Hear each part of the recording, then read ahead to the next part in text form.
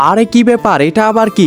আরে এটা তো দেখি অনেক বড় দোলনা, বা এটাতে তো চড়তে অনেক মজা লাগবে। শোনো না, চলো আমরা ওইটাতে চড়ি। আচ্ছা ঠিক আছে, তুই যা, তুই গিয়ে চড়। আচ্ছা ঠিক আছে, আমি যাইতেছি। তাতে তো আজকে অনেক মজা হবে, যাই তাড়াতাড়ি যাই। আরে রাজু কি হলো, তাড়াতাড়ি যা। আরে মা তুমিও আসো, তুমিও চড়বা। আরে না না, আমি চড়বো না। ও আচ্ছা, তুমি চড়বা না, তাহলে তো আমিও চড়বো না। যাই তাড়াতাড়ি চলে যাই, মা আসবে না আর আমি ওখানে যাই। তাড়াতাড়ি চলো মা অন্যখানে। আচ্ছা ঠিক আছে রাজু, চল অন্যখানে যাই। আরে কি ব্যাপার, সাইকেল? মা দাঁড়াও দাঁড়াও, ওই সাইকেলটাতে চড়বো আমি। আচ্ছা ঠিক আছে, যা তাড়াতাড়ি চড়ি এটাতে। আরে রাজু কি হলো? আরে মা তুমিও আসো। না না, আমি যাবো না। ও আচ্ছা ঠিক আছে, তুমি আসবে না, তাহলে আমিও চড়বো না। চলো অন্যখানে যা, তাড়াতাড়ি চলো। আরে কি ব্যাপার, ওইটা আবার কি? নেট? মা চলো ওইটাতে চড়বো। আরে তুই যা।